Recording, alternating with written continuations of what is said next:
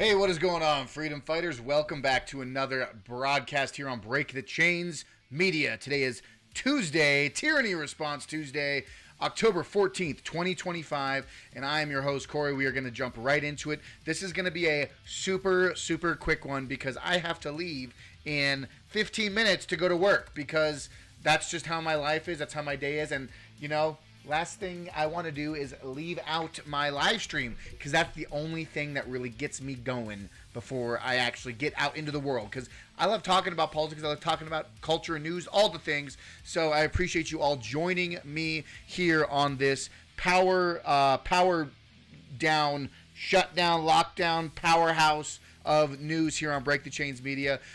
Today we are going to be talking about Obama and his quote-unquote crimes, and if there's actually going to be anything culpable in that whole instance, what Tulsi Gabbard found, what the DNI has found, what she's been sleuthing through as far as Clapper, Brennan, Comey, all of these people, and the intel gathering that's being done right now with the current administration, and how we actually have to come about it, and how hopefully Obama's crimes come home to roost and justice will be served for this arguably largest criminal campaign strategist in modern American history, and that is saying it lightly. So we're going to get into all that. We also are going to touch briefly on the No Kings protest that is going to be happening this Saturday. Apparently it's going to be the largest, the most biggest, the most excellent No Kings protest because, that's what you do in America. You protest a king, even though Donald Trump is not a king. He's a president, and he's doing everything within his executive order and his ability therewithal. He's not acting like a king, so, everyone can get their panties out of a bunch, right? So, we are going to get into that too. If this is the first time joining Break the Chains Media, I appreciate you. Share this video with all your friends and family because this is the only way we get the news out to the public, the news out to the world. You can watch the mainstream media, you can watch all these other pundits, but I think that having a insight and just a one-on-one, just honest conversations with people, this kind of open forum, open discussion, especially with anyone that jumps in the live chat, this is how we move forward as a society. This is how we do what our civil duty, what our civic duty is here, is to make sure that people are aware of the politics and of the corruption and of the deceit and deception that's happening, right? And it goes deep and it goes far back, multi decades. But right now we are in the thick of it. So smash that like button, share this with everyone, follow the channel, whether you're on X, whether you're on YouTube, whether you're on Rumble, wherever the case may be. The streaming goes out everywhere, and I appreciate everyone joining the channel. You can also follow breakthechains.media. Check out the website if you want to. You can check out Realm Walker Hot Sauce. If you want to pick up a bottle of hot sauce, that is how you support the channel. That is how you support Break the Chains Media, by checking out our fantastic flavors, our fantastic bottles, all featured and all themed in Norse mythology. So you can do all of that. But without further ado, jumping right into it, from Data Republican. This is a thread I highly recommend. You definitely all need to check it out.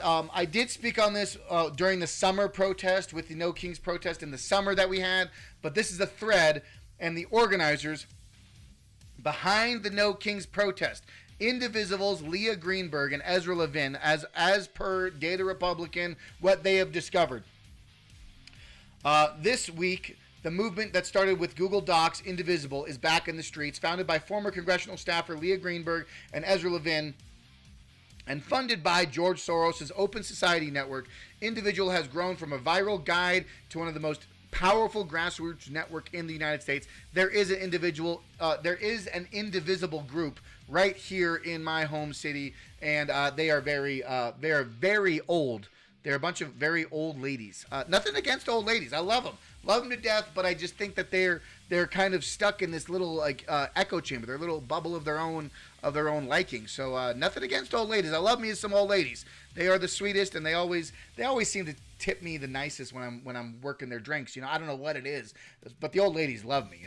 But now they're leading the No Kings nationwide push to remind America that democracy means no one is above the law. You know what? No one is above the law. We are going to get into that. We are going to talk about Obama and all of these other evil scumbags that have been running the show for far too long. So if no one is above the law, and we are protesting against kings, that would be why don't we do a self-reflection and look into the mirror and say, if you think that anyone who opposes your political view is a tyrant, is a king, is a dictator, is evil, like if they don't subscribe to your worldview, suddenly they are the most authoritarian, evilest regime change Nazi, pulpit evil dictator, right? And to be fair, the right does that too. But within reason, everyone can be a little bit like dictator-ish, right? Jared Polis, governor of Colorado, passed one of the most sweeping and arguably most restrictive gun control measures in this country this past spring. That is a tyrannical move. What's up, JJ? GG, JJ. I know, I did this last time too. Thank you for stopping in. This is going to be a power, I got probably another 10 minutes on the stream and then I'm going to dip. But we are running as fast as we can through this because I wanted to make sure I put out a video. But let's keep going. The thread divides who Greenberg and Levin are, and how Indivisible rose to prominence, what's really behind the No Kings movement. As always, patience as they pull the thread together in real time. She pulls it all together. The video's here. Is there a video? Oh yeah, these are all the paid. These are all the memberships, right? Partners are listed. All these people work with Indivisible or work with the No Kings, and all these people. These are all people in support of the No Kings movement. Looks like it's a whole corporate conglomerate group of everyone. Just like this is corporatocracy in its fullest, right? This is exactly what a corporatocracy looks like when people and organizations and foundations all rally together against a common cause. And if you look at them, we're talking like looks like there's Planned Parenthood, there's green movements in here, there's trans movements in here, Third Act, Fair Share America, a bunch of unions, End Citizens United. This is all extreme leftist, like liberal ideology. And it's so funny because at the end of the day, they try to sell it off like it's an organic movement, like it's an organic thing that just everyone just wakes up one day and wants to go protest, and we're all gonna be there protesting the evil dictator Trump, orange potato man, right? That's what we're gonna do. No, they're all in cahoots with each other. They all work with each other. They all scratch each other's backs. It's all here, folks. This is a full, in-depth thread. I really, really wish I had more time to go into it. But if you are interested, I will immediately repost this right now. I will like and repost this right now to find this on my channel, or you can obviously check out Data Republican's full thread. Well, would ya look at that? Another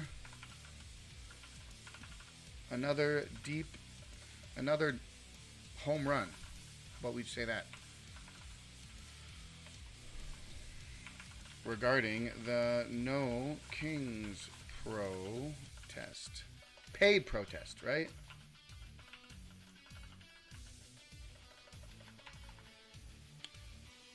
Boom. So you can check that whole thread out. We are going to continue right along here because we got to power through this. Happy 32nd birthday to Charlie Kirk. Rest in peace. What an American hero. Championing the First Amendment and family values. Charlie Kirk has now been immortalized as an American martyr. Rest in peace. We will pick up the torch of liberty, burning bright, and take it from here, my good soldier. And today is his birthday. Today would be his birthday. He would be 32 years old. We cannot forget that. We cannot forget the lives that we've lost in this, I'm going to say it. We are in a second revolutionary, civil global revolutionary war. What was the word I termed a few months back? It was a civil global revolutionistic war. I can't remember exactly what I said. I said something. It was great though. But rest in peace, Charlie Kirk. Leading report. Support for gun control has fallen to its lowest level in nearly a decade, as per CNN. Apparently, Colorado State Legislature missed the memo.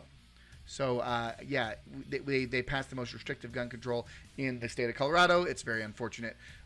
Supreme Court has rejected the appeal from conservative commentator and conspiracy theorist Alex Jones, who's been ordered to pay $1.4 billion in damages to the families and victims of the 2012 Sandy Hook school shooting.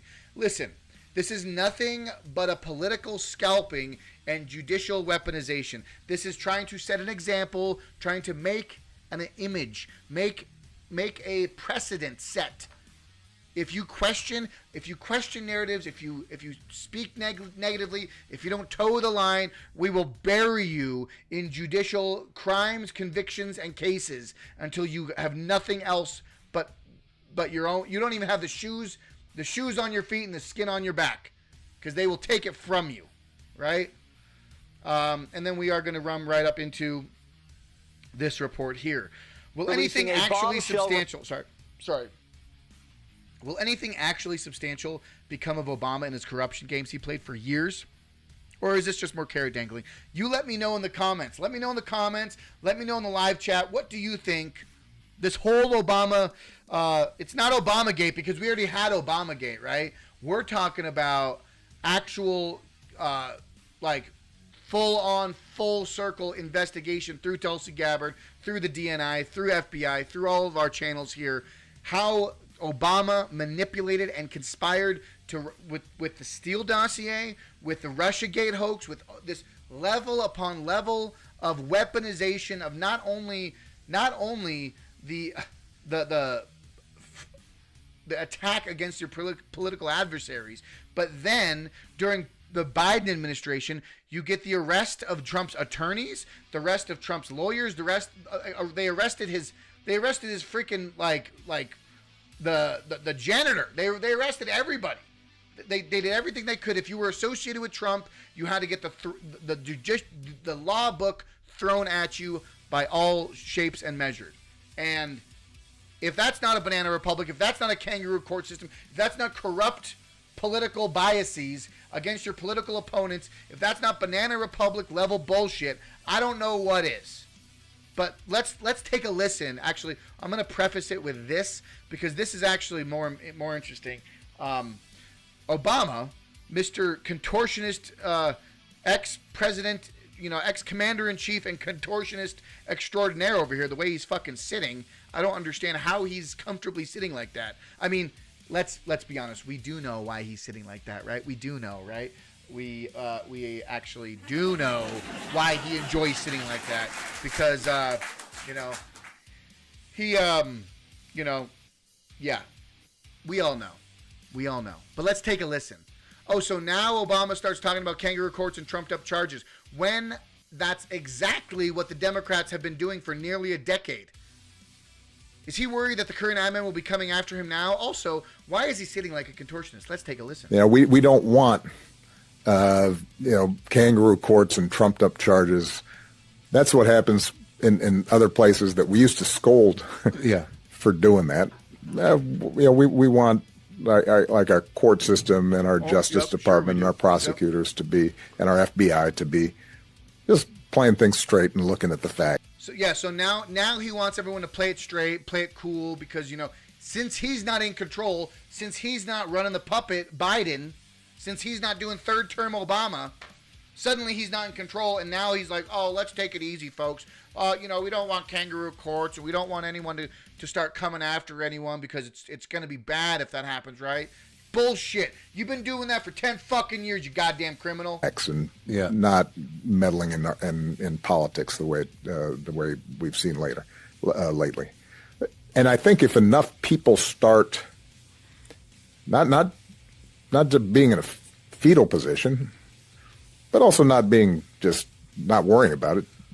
And folks, and this is Mark Maron. Mark Maron is the largest fucking like comedian cuck, liberal cuckubus that you could ever imagine. Like, there might have been fleeting moments where he might have had a little quippy, funny joke, but he is a pathetic excuse for a comedian. Moving right. Everyone's got a goddamn podcast too, by the way, and it's like, I'm one to talk. I'm running but fuck off. I've been doing this shit for way longer than Mark Maron picked up a fucking microphone and a camera and decided to start interviewing important people. This is all part of the paid the paid shill industry. Obama owns Netflix, or at least manages through Netflix. He was all about that cuties thing, all about that agenda, pushing the narratives, the bait and switch narrative, right? This is Obama's very entrenched in propagandizing things. He was the one who released, lifted the Smith-Mundt Act to allow propaganda against Americans. Detach and detach from it, but being vigilant, but also saying, you know what, enough of this shit. we can stand up to this. You know, we can call it like we see it. Yeah. Oh, I'm going to call it like I see it. You know, we need people who have whatever platforms they have to be able to say, no, that's not who we are, and to be. No, Obama, that's not who we are. You are not who we are. Take it to the bank, bitch. This guy is a scumbag, and I'll call him out every day of the week. He, arguably, Obama, the first term Obama, was the initial tipping point in this country with racial division, racial disparity. In 2014, the Trayvon Martin situation, him pedestaling this black crime, black police brutality, crime rate, and this whole internal racial division that arguably spawned during the during the first Obama administration. And then you end up getting this whole nother era. This is, mind you, this is like coming out of an era where I don't feel like there was much racial. I mean, like we had Will Smith, we had Michael Jordan, we had comedians and cultural identities and entertainment and sports, athletes, all these people. There was so much less racial division, and then all of a sudden, when we get, ironically, when we elect a quote unquote black president, sure, yeah, he's what, Kenyan, right? 6%, whatever the case may be. I don't even want to get into the fucking whole birther conversation, but you know where I'm coming from. Ironically, when we get a black president, is suddenly when America becomes more racially divided. Isn't that strange? Be willing to get attacked on X, by whoever. You're gonna for doing that, and it's not easy. Yeah, because sometimes you fear for your life. Yeah, and sure, yeah, and then so Obama in himself, he's trying to cover his ass. He's trying to cover his tracks because this is the real shit that's been going down. Okay. 20 CIA and FBI agents have just confirmed that Barack Obama personally worked with former CIA Director John Brennan to create the fake Russia hoax, Russiagate narrative, and then he hid the entire operation inside classified CIA vaults for nearly a decade.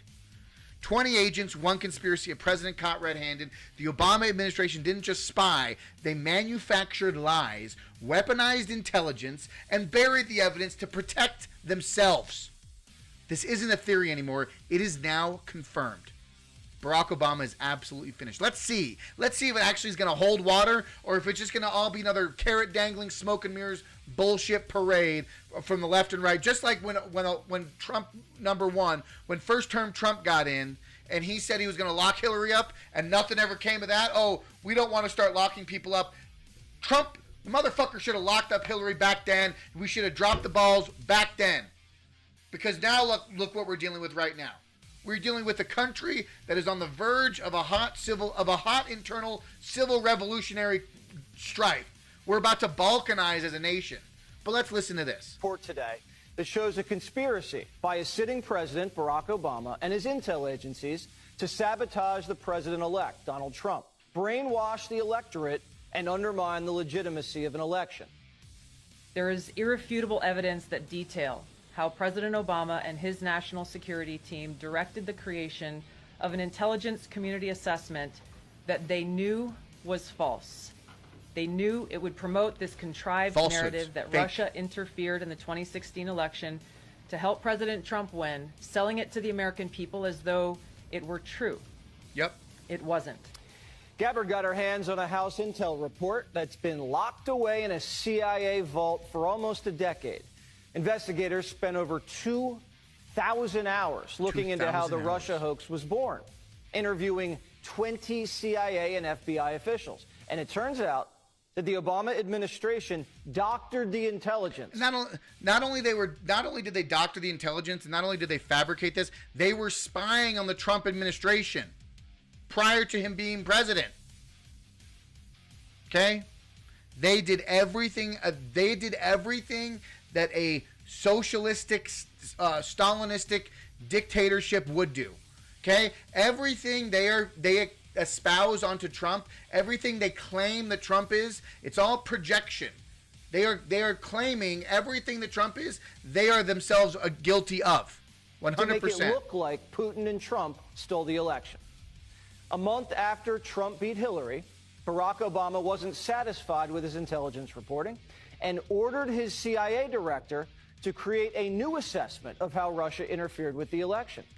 This was a highly unusual move. John Brennan handpicked 5 CIA analysts to write the assessment, and they were siloed. None of them knew what the other was doing, and only one analyst was in charge of drafting this report. There was nothing routine about this, and it was a rush job to publish before Trump was evil sworn in. Son of a bitch. Nothing was coordinated with the other intelligence agencies either. Basically, this was home cooking for Barack Obama. There were 4 key elements from the assessment that were repeated over and over again. All right, let's move to this point. And the intelligence to make it look like he did. Obama and his intel spies knew that Putin didn't collude with Trump and that he didn't even direct his people to help Trump win. Listen to this. But they put it out there anyway. In a sense, Barack Obama did exactly what Putin wanted. Undermined Americans' faith in free and fair elections and caused chaos in our country. Barack Obama, the CIA, and the FBI were the ones doing what our enemy wanted. Exactly. Do you believe that any of this new information implicates former President Obama in criminal behavior? We have referred and will continue to refer all of these documents to the Department of Justice and the FBI to investigate the criminal implications of this. For even former President Obama? Correct. The evidence that we have found and that we have released directly point to President Obama leading the manufacturing of this intelligence assessment. There are multiple pieces of evidence and intelligence that confirm that fact. So look at this. Listen to this, folks. So at the end of the day, this video's here. I wish I could show you this whole thing because I literally have to leave right now. I am so late, and I wish I could spend more time with you. Maybe I'll add to this on tomorrow's live stream and kind of go into a bigger detail about this. But folks, it's right here for everyone to see. Tyranny Response Tuesday. Obama coordinating with the CIA, with the FBI, with all these intelligence agencies to manufacture, fabricate things against Trump, to weaponize not only the judicial system, in years to come, the judicial system, but initially the executive branch and the intelligence agencies were weaponizing intel and fabricating, corroborating stories of falsehoods to frame and target Trump because they did not want Trump to succeed. Folks, this is a huge bombshell information. We are going to get into way more of this tomorrow on We Are Change Wednesday, but I got to cut this one short. I love you. I appreciate you. Thank you for tuning in to Break the Chains Media. We will see you next time. Will Long, thanks for jumping in. We're going to have to watch the whole thing tomorrow. So if anyone's here right now, hit that thumbs up button, hit that follow button, check your notification bell, do all the things. Follow the channel, follow me on X at Break the Chains M, and I will do all of this in a little bit more detail tomorrow when I'm less rushed. But like I said, I appreciate everyone here. Thank you so much for jumping in, and we will see you next time on We Are Change Wednesday. That is going to be tomorrow afternoon, Mountain Time. I love you. I appreciate you. And as always, fight for freedom.